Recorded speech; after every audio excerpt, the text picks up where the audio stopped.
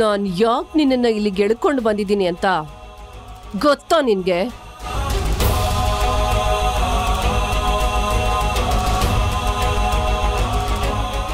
ಕಾಡ್ಗೆ ಒಬ್ಬನೇ ರಾಜ, ಕತೆಗೆ ಒಬ್ಬಳೇ ವಿಲನ್.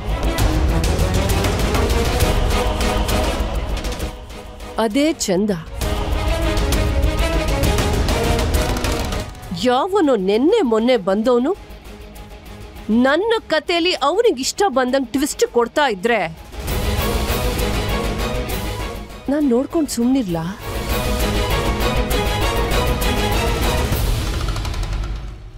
ಏಯ್, ನಿನಗೆ ನೀನೇ ದೊಡ್ಡ ಮಾಸ್ಟರ್ ಮೈಂಡು, ಬುದ್ಧಿವಂತ ಅಂತ ಅನ್ಕೊಂಡಿದ್ರೆ ಆ ಭ್ರಮೆಯಿಂದ ಹೊರಗ್ ಬಾ.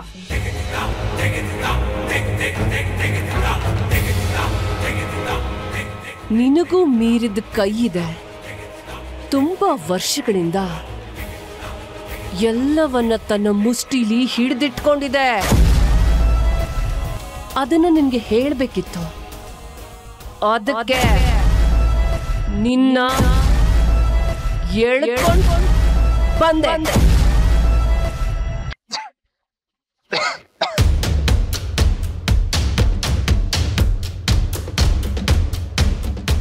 ಚಂದ್ರಶೇಖರ್ ನನ್ನ ಭೇಟೆ. ನಿನಗೆ ಎಷ್ಟು ಧೈರ್ಯ ಇದ್ರೆ ನನ್ನ ಬೇಟೆನ ಟಚ್ ಮಾಡ್ತೀಯ?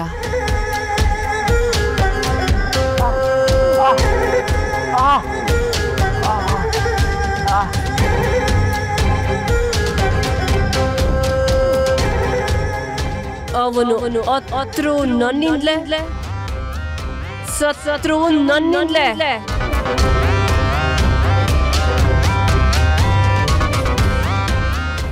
ಅವನ್ನ ಇಂಚಿಂಚಾಗಿ ಸಾಯಿಸಿ ಚಿತ್ರಹಿಂಸೆ ಮಾಡೋದು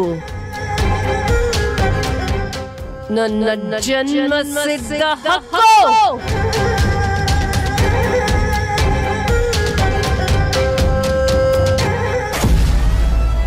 ಆ ಹಕ್ಕನ್ನ ನನ್ನಿಂದ ಕಿತ್ಕೊಂಡು ನನ್ನ ದಾರಿಗೆ ಅಡ್ಡ ನಿಲ್ಲೋಕೆ ಎಷ್ಟೋ ಧೈರ್ಯ ನಿಗೆ?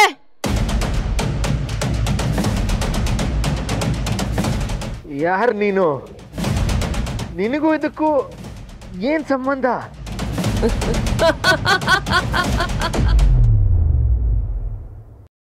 ಒಂದು ಕಡೆ ಮೌರ್ಯ ಕಾಣಿಸ್ತಿಲ್ಲ, ಇನ್ನೊಂದು ಕಡೆ ನ್ಯೂಸ್ ಚಾನೆಲ್ ಅವರು ಬಿಡುವಿಲ್ದೇ ಹಾಗೆ ನಮ್ಮ ನ್ಯೂಸ್ ಸ್ಪ್ರೆಡ್ ಮಾಡ್ತಾನೆ ಇದ್ದಾರೆ. ಆಗ್ಲಿಂದ ನನ್ಗೆ ಎಷ್ಟು ಕಾಲ್ ಬರ್ತಿದೆ ಅಂತ ಗೊತ್ತಾ? ನಿಮ್ಮ ಅಣ್ಣ ಎಲ್ಲಿದ್ದಾನೆ, ನಿನ್ನ ಹೆಂಡತಿ ಹೇಗಿದ್ದಾಳೆ, ಏನಾಯ್ತು, ನಿಮ್ಮ ಮನೇಲಿ ಹೀಗೆಲ್ಲ ನಡೀತಿದ್ಯಾ ಅಂತ.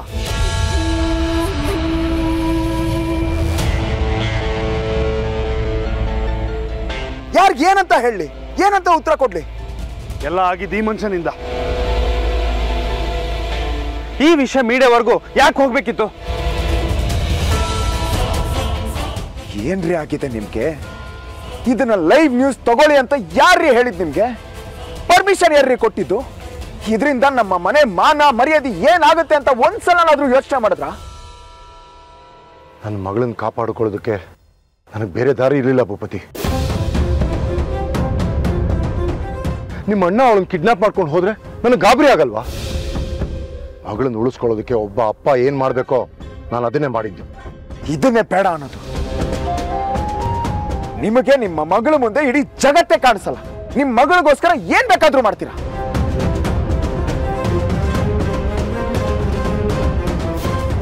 ಅದರಿಂದ ಯಾರ ಮಾನ ಮರ್ಯಾದೆ ಏನಾದ್ರೂ ಪರವಾಗಿಲ್ಲ, ನಿಮಗ್ ನಿಮ್ಮ ಮಗಳೇ ಮುಖ್ಯ ಅಲ್ವಾ? ಇದೆಲ್ಲ ನಿನ್ ಪ್ಲಾನು. ಶೌರ್ಯ ನಿನ್ ಜೊತೆ ಸೇರಿದಾನೆ ಅಂತ ನನ್ಗೇನು ಕನಸು ಬೀಳ್ಬೇಕಿತ್ತ? ಆ ಕ್ಷಣಕ್ಕೆ ನನ್ಗೇನು ಹೊಳಿತೋ ನಾನು ಅದನ್ನೇ ಮಾಡಿದ್ದು. ನಾನ್ ನಿಮಗ್ ಫೋನ್ ಮಾಡಿದ್ದೆ, ನಿಮ್ ಮಗಳಿಗೆ ಏನು ಆಗಲ್ಲ, ಅವಳು ಸೇಫ್ ಆಗಿ ಮನೆಗೆ ವಾಪಸ್ ಬರ್ತಾಳೆ, ನಾನ್ ನೋಡ್ಕೋತೀನಿ ಅಂತ. ಏನು ಆಕ್ಷನ್ ತಗೋಬಿಡಿ ಅಂತಾನು ಹೇಳಿದ್ದೆ. ಅಷ್ಟರಲ್ಲಿ ನೀವು ನ್ಯೂಸ್ ಚಾನೆಲ್ ಫೋನ್ ಮಾಡಿ ನ್ಯೂಸ್ ಕೊಟ್ಟಿದ್ದೀರಾ. ನೀನ್ ಅಷ್ಟು ಮಾತ್ರ ಹೇಳಿದ್ರೆ ನನಗೆ ಹೇಗೆ ಗೊತ್ತಾಗಬೇಕು ಭೂಪತಿ? ನೀನ್ ಕರೆಕ್ಟಾಗಿ ವಿಷಯ ಹೇಳಿದ್ರೆ ನಾನು ಯಾಕೆ ಹೀಗೆ ಮಾಡ್ತಾ ಇದ್ದೆ? ನನ್ನ ಮಗಳು ಕಿಡ್ನಾಪ್ ಆಗಿದ್ದಾಳೆ, ಅವಳನ್ನ ಕಾಪಾಡ್ಕೊಬೇಕು ಅನ್ನೋದು ಬಿಟ್ರೆ ಆ ಕ್ಷಣಕ್ಕೆ ನನ್ನ ತಲೆಯಲ್ಲಿ ಇನ್ನೇನು ಬರಲಿಲ್ಲ. ನಿಮ್ ಮಗಳು ಒಳ್ಳೇದಕ್ಕೆ ನನ್ನ ಮಕ್ಕಳು ಒದ್ದಾಡ್ತಿದಾರಲ್ಲ.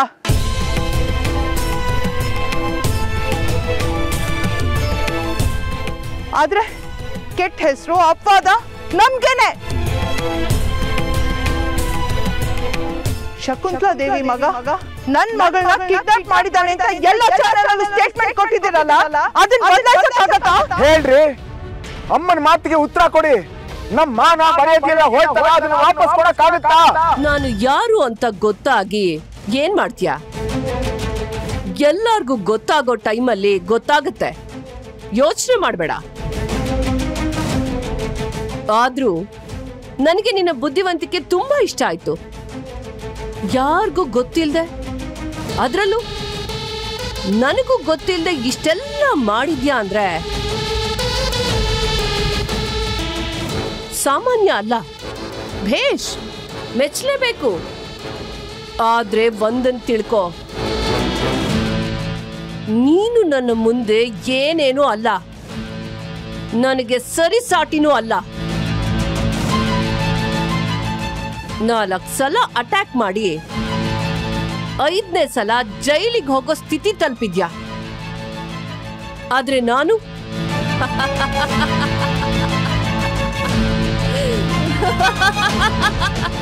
ನನ್ನನ್ನು ಯಾಕೆ ಕರ್ಕೊಂಡ್ ಬಂದಿದ್ಯಾ? ನನಗೆ ಏನ್ ಮಾಡ್ತೀಯ ಈಗ? ಸಾಯಿಸ್ತ್ಯಾ? ನನ್ನನ್ನು ಯಾಕೆ ಕರ್ಕೊಂಡ್ ಬಂದಿದ್ಯಾ ಅದನ್ನ ಹೇಳು. ಹೇಳಿದ್ನಲ್ಲ, ನೀನು ಅಲ್ಟಿಮೇಟ್ ಅಲ್ಲ. ನಿನ್ನನ್ನು ಮೀರಿ ಒಬ್ರಿದ್ದಾರೆ, ಅವ್ರ ಮುಂದೆ ನೀನ್ ಏನೇನು ಅಲ್ಲ ಅಂತ ತಿಳಿಸ್ಬೇಕಿತ್ತು. ಎಳ್ಕೊಂಡು ಬಂದೆ. ಎಲ್ಲ ಚಾನಲ್ವರೆಗೂ ಫೋನ್ ಮಾಡಿ ಆ ಲೈವ್ ನ್ಯೂಸ್ನ ನಿಲ್ಸಕ್ಕೆ ಹೇಳು. ಅದೆಲ್ಲ ಫೇಕ್ ನ್ಯೂಸು, ಯಾರೋ ತಪ್ಪಾಗಿ ಇನ್ಫಾರ್ಮೇಶನ್ ಕೊಟ್ಟಿದ್ದಾರೆ ಅಂತ ಅನೌನ್ಸ್ ಮಾಡಿಸು. ಎಲ್ಲ ಚಾನಲ್ ಹೆಡ್ಗೂ ಫೋನ್ ಮಾಡಿ ವಿಷಯ ತಿಳಿಸು. ಶಕುಂತಲಾ ಅವರೇ, ಲೈವ್ ನ್ಯೂಸ್ನ ನಿಲ್ಸಕ್ಕೆ ಹೇಳಿದ್ದೀನಿ. ಅದೆಲ್ಲ ಫೇಕ್ ನ್ಯೂಸು ಅಂತ ಅನೌನ್ಸ್ ಮಾಡಿಸೋಕ್ಕೂ ಹೇಳಿದ್ದೀನಿ. Wow, thank you so much mister Chandrashekar. ನೀವಿಷ್ಟು ಮಾಡ್ತಿದ್ದ ಹಾಗೆ ನಾನು ಕಳ್ಕೊಂಡಿರೋ ಮರ್ಯಾದೆ ಎಲ್ಲ ವಾಪಸ್ ಬಂದ್ಬಿಡುತ್ತೆ ಅಲ್ವಾ? ಯಾರು ಏನು ಮಾತಾಡಲ್ಲ ಅಲ್ವಾ? ನಿಮ್ಗೊಂದು ದೊಡ್ಡ ನಮಸ್ಕಾರ. ನಿಮ್ಮಿಂದ ನಾನು ಕಳ್ಕೊಂಡಿರೋ ಮರ್ಯಾದೆ ನನ್ನ ಜೀವಮಾನದಲ್ಲೇ ವಾಪಸ್ ಬರಕ್ ಸಾಧ್ಯ ಇಲ್ಲ.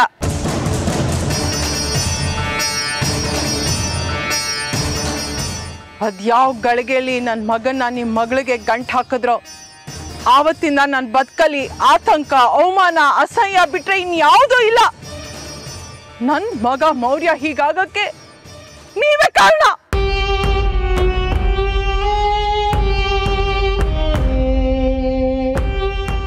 ಅಮ್ಮ ಬಿಡಮ್ಮ, ಇವ್ರಿಗೆ ಎಷ್ಟು ಹೇಳಿದ್ರು ಅಷ್ಟೇ. ಅವ್ರು ಯಾವತ್ತೂ ಬದಲಾಗಲ್ಲಮ್ಮ.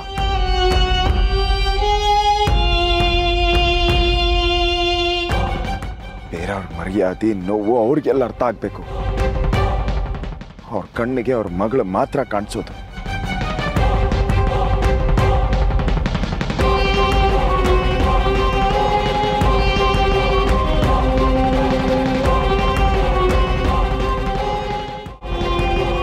ಬಿಟ್ಟಾಕಮ್ಮ, ಅಲ್ಲೆಲ್ಲೋ ಆಕ್ಸಿಡೆಂಟ್ ಆಗಿದೆ, ಮೌರ್ಯ ಕಾಣಿಸ್ತಿಲ್ಲ, ಅವನಿನ್ನೂ ನಮಗೆ ಸಿಗ್ಲಿಲ್ಲ. ಅವನು ಎಲ್ಲಿದ್ದಾನೋ ಏನೋ ಗೊತ್ತಾಗ್ತಾ ಇಲ್ಲ. ಈ ಟೆನ್ಷನ್ ಯಾಕೋ ನಿಲ್ಲೋ ಥರ ಕಾಣಿಸ್ತಿಲ್ಲ. ಅವನು ಎಲ್ಲಿದ್ದಾನೋ, ಎಲ್ಲಿ ಸತ್ನೋ. ಆಕ್ಸಿಡೆಂಟಲ್ಲಿ ಸತ್ತೋಗಿದ್ರೆ ಚೆನ್ನಾಗಿರೋದು. ನಮ್ಮ ಸೀಕ್ರೆಟು ಅವನ ಜೊತೆ ಮಣ್ಣಾಗಿರೋದು. ಗಾಡಿ ಇದೆ, ಅವನು ಕಾಣಿಸ್ತಾ ಇಲ್ಲ ಅಂದರೆ ಮತ್ತೆ ತಪ್ಪಿಸ್ಕೊಂಡು ಹೋಗಿರ್ತಾನೆ. ಇಲ್ಲ, ಆಕ್ಸಿಡೆಂಟಲ್ಲಿ ಏನಾದರೂ ಸೀರಿಯಸ್ ಇಂಜುರಿ ಆಗಿದ್ರೆ, ಹಾಗೇನಾದರೂ ಆಗಿದ್ರೆ ಅವನು ಅಲ್ಲೇ ಎಲ್ಲೋ ಪ್ರಜ್ಞೆ ತಪ್ಪಿ ಬಿದ್ದಿರ್ತಾ ಇದ್ದ. ಇಲ್ಲ, ಜನರೇ ಅವನ್ನ ಹಾಸ್ಪಿಟಲ್ ಸೇರಿಸಿರೋರು. ಮತ್ತೆ ಯಾರ ಕೈಗೂ ಸಿಗದೆ ಹೋಗಿದ್ದಾನೆ ಅಂದರೆ ಅವನಿಗೆ ಅಷ್ಟೊಂದು ಏಟಾಗಿಲ್ಲ. ಹಾಗಾದ್ರೆ ಇದಿನ್ನೂ ಮುಗ್ದಿಲ್ಲ.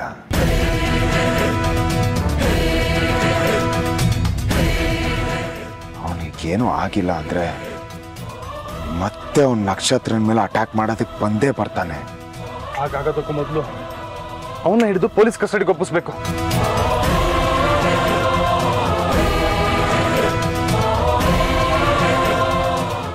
ಸರ್, ಆದಷ್ಟು ಬೇಗ ಮೌರ್ಯ ಎಲ್ಲಿದ್ದಾನೆ ಅಂತ ಫೈಂಡ್ ಔಟ್ ಮಾಡಲೇಬೇಕು. Sure sir.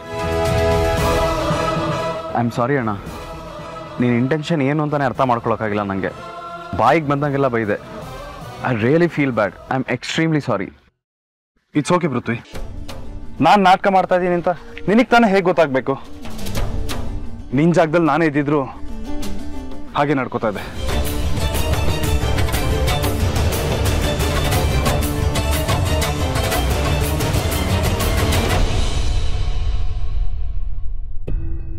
ನಕ್ಷತ್ರ,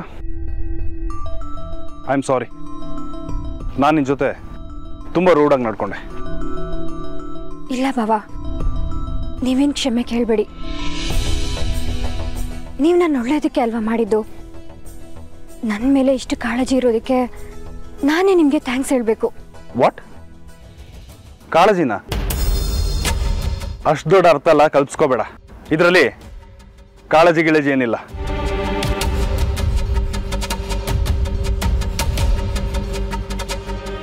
ಮೌರ್ಯ ಒಬ್ಬ ಕೊಲೆಗಾರ ಆಗ್ಬಾರ್ದು ಅನ್ನೋ ಕಾರಣಕ್ಕೆ ಅವನ್ನ ತಡೆದೆ ಅಷ್ಟೇ, ನಿನ್ಗೋಸ್ಕರ ಅಲ್ಲ. ಅಣ್ಣ, ಈ ಮಾತೆಲ್ಲ ಇವಾಗ ಬೇಕಾ? ಹೇಳು ಪ್ಲೀಸ್ ಕಣೋ. ಮೌರ್ಯ ಕಾಣಿಸ್ತಿಲ್ಲ, ಅವನನ್ನು ಹುಡುಕ್ಬೇಕು. ಅವನು ಎಲ್ಲಿದ್ದಾನೆ ಅಂತ ಗೊತ್ತಾಗ್ತಿಲ್ಲ.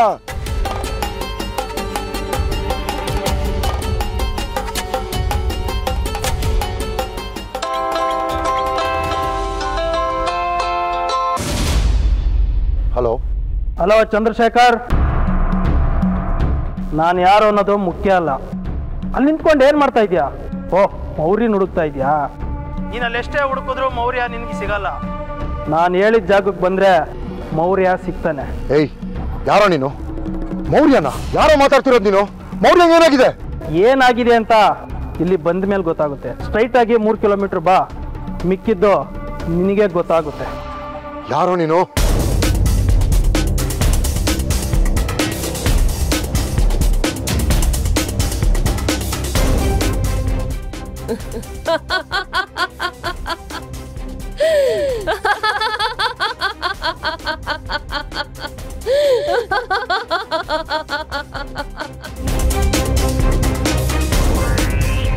ಏಯ್ ಏಯ್, ಯಾರೋ ನೀನು?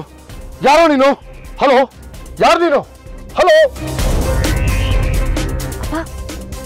ಅಪ್ಪ, ಯಾರು ಫೋನಲ್ಲಿ? ಮೌರ್ಯ ಅಂದ್ರಲ್ಲ, ಮೌರ್ಯ ಎಲ್ಲಿದ್ದಾರೆ ಅಂತ ಗೊತ್ತಾಯ್ತಾ?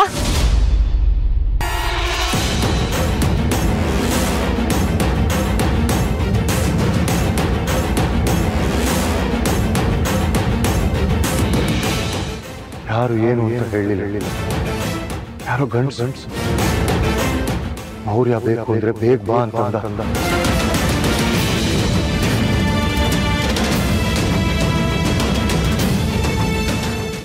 ಆಮೇಲೆ ಫೋನ್ ತಗೊಂಡು ಯಾರೋ ಒಂದು ಹೆಂಗಸು ನಕ್ಕಿದ್ಲು.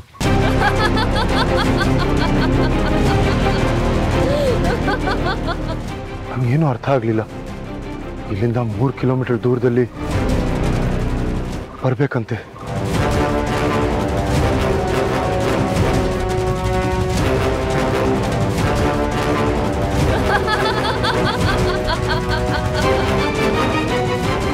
ಅಲ್ಲಿಗೆ ಬಂದ್ಮೇಲೆ ಮುಂದಿನ ವಿಷಯ ಹೇಳ್ತೀನಿ ಅಂತಂದ. ಬನ್ನಿ ಹೊರಡೋಣ, ಬನ್ನಿ.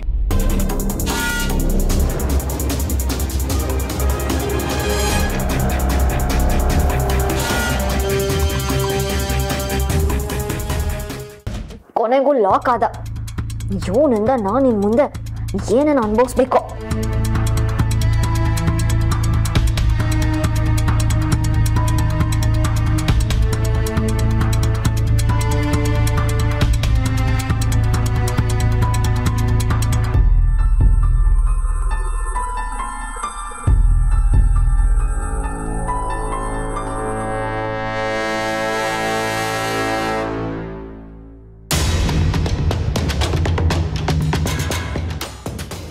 ಎಲ್ಲ ಮುಗೀತು ಅನ್ಕೋಬೇಡ CS, ಏನು ಮುಗ್ದಿಲ್ಲ. ಬರ್ತೀನಿ, ಮತ್ತೆ ಬರ್ತೀನಿ. ನಿನ್ನ ಮಗಳನ್ನ ಸಾಯಿಸೋದಕ್ಕೆ ಮತ್ತೆ ಬರ್ತೀನಿ. ಅದು ನೀನ್ ಜೈಲಿಂದ ಹೊರಗಡೆ ಬಂದಿರ್ತಾನೆ.